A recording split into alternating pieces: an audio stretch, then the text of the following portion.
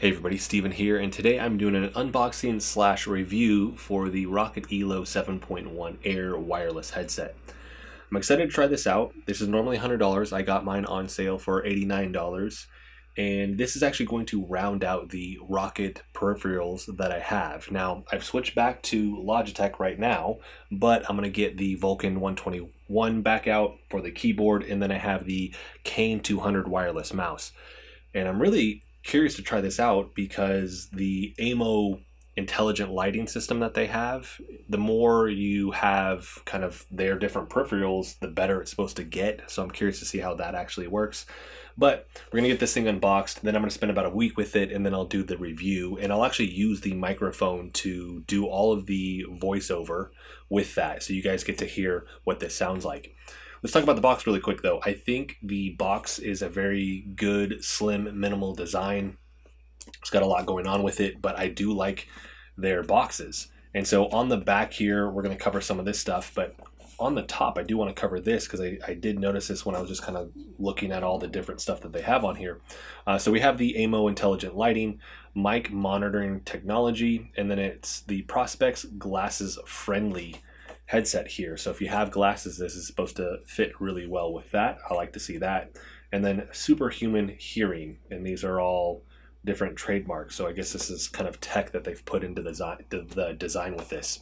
So looking on the back, we have superior memory foam, ear cups here. Is a Type-C, USB Type-C charging cable. It's the Stellar Wireless 2.4 gigahertz plug.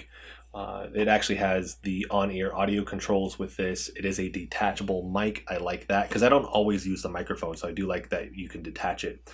It has rotating hinges and then self-adjusting metal band for the headband. And then this will actually last for 24 hours. So it says 1+ week of wireless use with this. So let's go ahead and get this thing unboxed though. Let's take a look at it. So that is it right there, just sitting very snug inside the box here. So we have the microphone. So there isn't any type of pop filter on it. I do like how much it does bend. That is always nice to see. But plastic. So if you're looking at that, get a good angle on it. And it's smooth too on the outside plastic here versus a lot of times I'll see it's like metal and it kind of has ridges in it. This is our USB Type-C charging cable. I don't know if it said the length on this, but this looks to be about, I mean, just how wrapped it is. It's probably about 5 foot. So plenty of space with that. And then the headset, but also our little USB dongle here. And I like when they have the slimmer design. Looks like we have our LED light right there too. So it's going to indicate whether or not this is on. So let's do a test here. Let's see, does it say left or right? Where are we seeing left or right on this? If it's even saying that. So the microphone's here. I'm assuming it's like this. It's kind of self-explanatory. There it goes. It's on the inside here. So right, left. It's imprinted on the mold.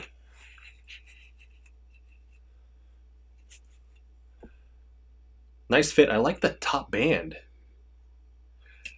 So this weighs 0.76 pounds, and a lot of the wireless headsets I've used, they always weigh a little bit more. So I haven't found a very light one yet. And so going from my Philips, I always forget the name of these, the SHP 9600. I'll make sure that that pops up. But these are so light and the earmuffs are so big, and they're open in terms of the headset style, where these are closed. So I think that also affects it. But I'd say the earmuffs are a little bit smaller, obviously way smaller than that, but smaller than the other ones I've used for wireless headsets. It still fits, it still cups the ears nice, but it's not as big. I would have liked to have seen that just a little bit bigger. But we have our controls on the back here, power, mute the microphone.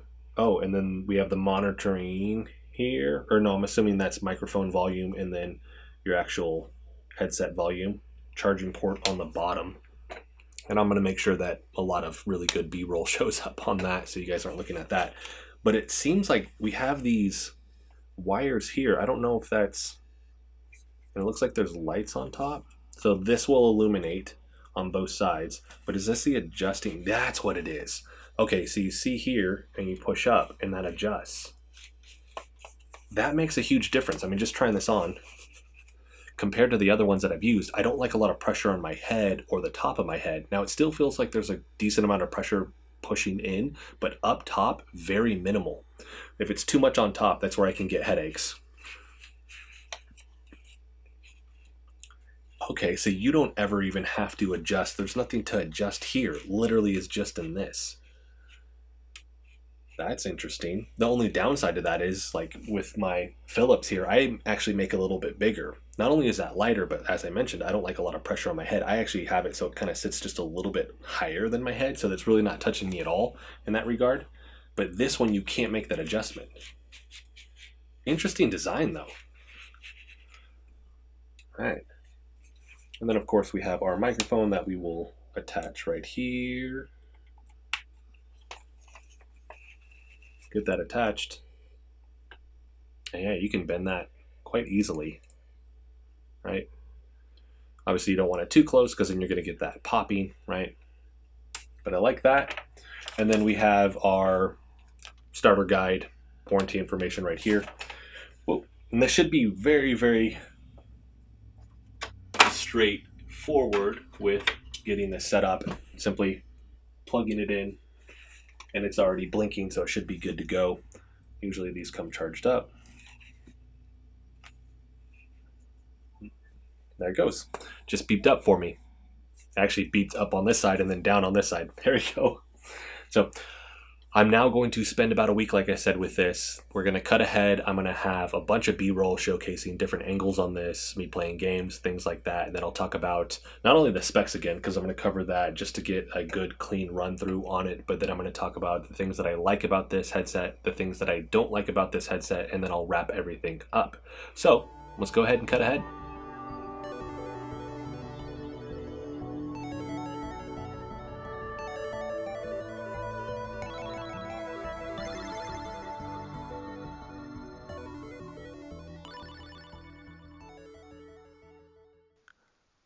So this is the microphone for the ROCCAT ELO 7.1 Air.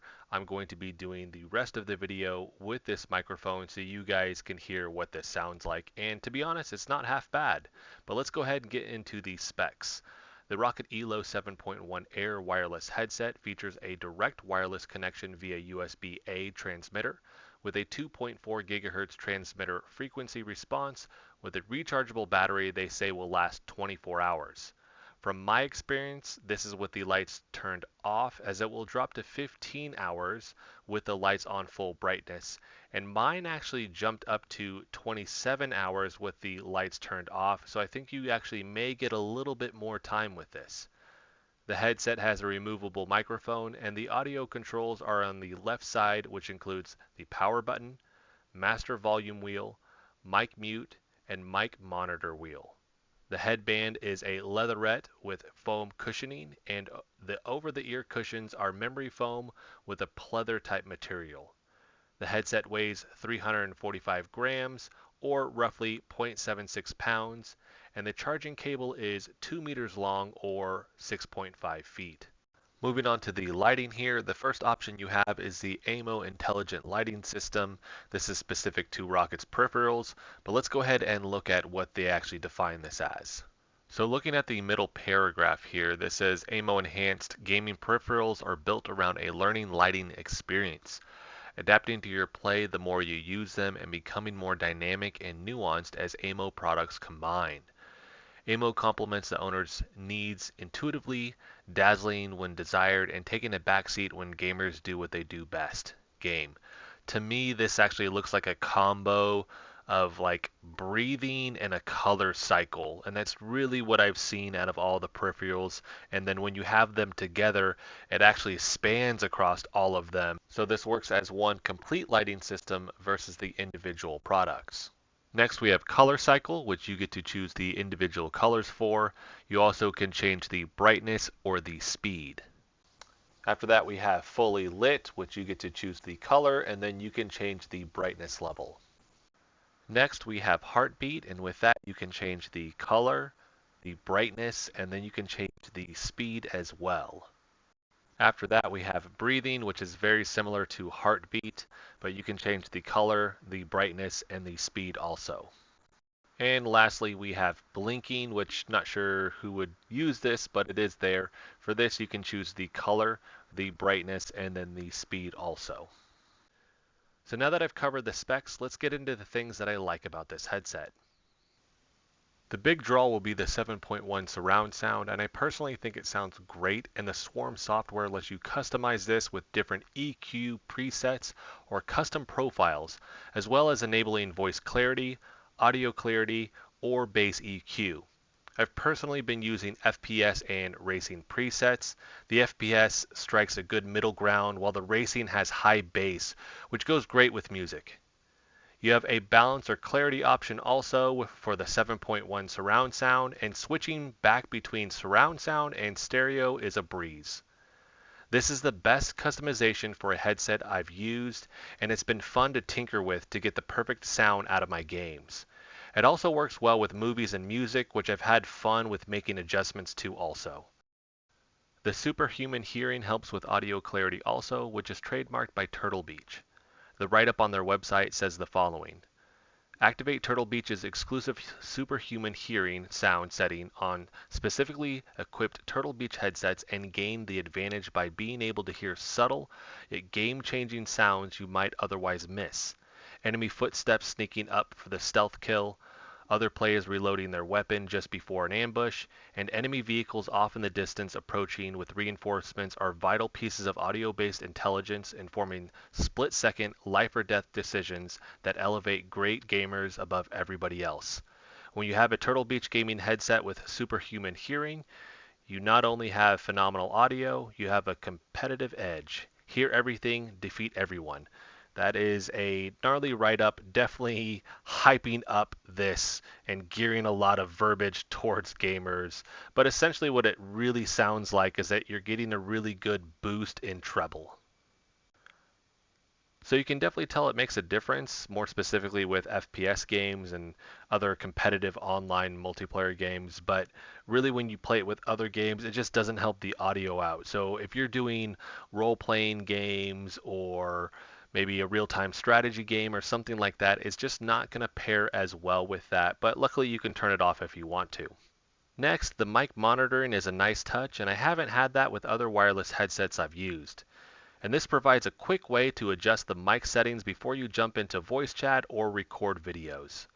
The mic is okay as you can hear, but the big thing I haven't seen with other wireless headsets, and more specifically the software with those headsets, is the Magic Voice, which is just a voice changer, but it's really, really cool. So let's do a sample of that. Alright, so we are in the Swarm software here. I am on the microphone settings tab. With this, we have the mic noise cancellation. I do have that turned on. Underneath that, we have mic sensitivity. I kind of have it right in the middle, and this is really just gain for the microphone. So if you turn this all the way up, it's going to be extremely loud. If you turn it all the way down, it's just going to turn the microphone off. But underneath that, we have Magic Voice. So we're going to turn this on. It's on Monster right now. And so what this does for Monster is it makes your voice extremely deep. This reminds me of the voice changers that they would really do with like 90s horror movies, sort of like Scream. Scream is a perfect example where they're using some type of voice changer and it just makes their voice very, very deep. After that, we have Cartoon. This makes it very, very high pitch. And with this, it just seems like they're tweaking the EQ settings to either very deep or to that very, very high pitched sound, because this is going to be reflective in the last two settings, which is male and female. And so next we have male, and with male it's making your voice a little bit deeper. It's not as intense as Monster, but it just makes your voice deeper in general.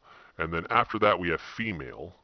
And then female's going to follow suit with cartoon. It's just going to make your voice a little bit more high pitch. So I think this is interesting just because you could mess around with your friends, whether you're playing online games with them and they're not expecting it, or you're just hopping into an online game in general, and this is the voice that you're using with this, whether that's monster, cartoon, male or female, and you get to really just mess with people. So a unique feature, I have seen this actually pop up though with some of the other headsets. I did see something that Logitech actually has a way to tweak this, but it's cool that it's in the software versus I'm needing to download some type of other software in order to actually use this feature.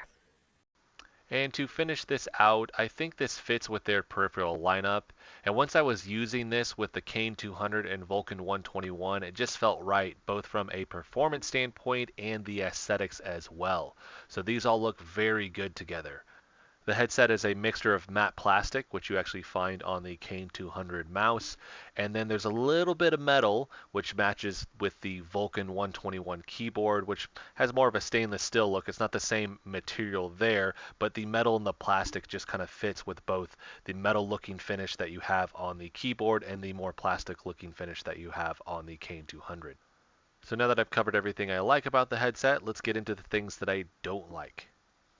So the first thing for me is going to be the fit, which is a little bit more personal as everyone has different overall head shapes and sensitivity to pressure. And I'll say my head is somewhat of a normal shape, I hope, but it's definitely more sensitive when it comes to pressure. The headset weight is about 0.76 pounds, but it's not heavier than other headsets I've used, but it's still on the heavy side. The big thing for me is that out of all the wireless headsets that I've used, this one puts the most pressure. It just has the biggest amount of squeeze on my temples out of any of the wireless headsets I've used. Now, I don't think this is going to be a big deal for most people, but for those that are like me, this headset's just going to give you a headache potentially with really long play sessions. I think most people with really long play sessions are probably going to notice that there's some pressure on their head, but if you're sensitive to it, it may end up giving you a headache. I just wanted to make sure everybody was aware. Next, I've noticed the software has a hard time telling me what my battery life is sometimes. Sometimes it reads 0 for a while before telling me the battery life, and I'm not sure if I'm having an issue with the battery or with the software. It's just lagging. Sometimes it can last 5 to 10 minutes before adjusting to the actual number, and then sometimes it just reads 0 the whole time. So I'm not quite sure what that's about. Even if it reads 0, I still have battery, so I still get to use the headset, but it's striking me as a little bit odd that it's consistently doing that. And that's with the most up-to-date software and this being fully charged first before using it. And actually, while recording this, I started having issues with the microphone and the software again. So I'm still curious if this is a hardware issue or a software issue. I did do an update, which seemed to help. I don't like when software for these has to update all the time. Razer is really bad with that. It seems like every day I'm having to update their software. It just is an issue. And with this, it was starting to cause an issue where this was breaking up. So if you hear certain sections, because I try to record all of this at once, but sometimes I do chunks where I have to go back and re-record something, it just started to break apart and then the volume was really low. And so it just started to create an issue with that. So having issues with, like I said, I don't know if it's a hardware issue or a software issue. Maybe it's just mine also, but something I wanted people to be aware of. And I mentioned I think the microphone's good. It's decent for a wireless headset, but with this I would have liked a pop filter. I do notice that it picks up on that quite easily, and that's an easy fix. Yeah, you could buy one of the cheap foam ones off of Amazon. That's not an issue, but it would have just been nice if it was included with this. And lastly, the self-adjusting headband is something I haven't used with other headsets, and it's quite innovative, but I would have liked the option to still adjust this if I wanted to, so that I could keep this from putting as much pressure on my head. So for me, I typically wear it so with the headbands, I raise them a little bit higher and keep them there, so it's just not as much squeeze. You don't have the option with this. So overall, I find myself in a weird spot with this headset because with the good, it just seems like there comes some bad. So for me, with the software, there's a lot of cool upside to it and great features, but there's a lot of mishaps I'm finding with the battery life not reading properly, issues with the microphone, it seems like here and there, the software needing to update quite a bit. I think the headset looks great and has a long battery life, but it puts a lot of pressure on my head for those longer play sessions. So keep in mind that's an issue that's more personal to me potentially, but it just seems like there's good and there's bad, so I find myself kind of floating in between. Out of all the wireless headsets that I've reviewed, I don't think this would be top of my list out of those. I would probably go with the HyperX. I can't remember if it was the Cloud Stinger that I did. I would probably go with that one over this, but it depends on the peripherals because I like the Vulcan 121. I like my KAIN 200. So if I want to stick within their system, I would still use this. But if not, and it wasn't an issue for me, I would probably choose one of those other ones first over this. This kind of plays towards the middle of the road for me.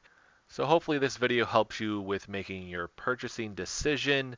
I know this ran a little bit longer, but I did want to make sure that I covered everything that I could with this. If there's something I didn't cover though, let me know in the comment section and I will make sure that I answer that for you. So there's going to be a link for this product in the description as well as the other ROCCAT peripherals that I've used. I'll make sure that I have links for those videos as well. If you guys like the video, hit the like button for me. If you want to continue to follow along with all my content, hit the subscribe button for me. Thanks so much for watching.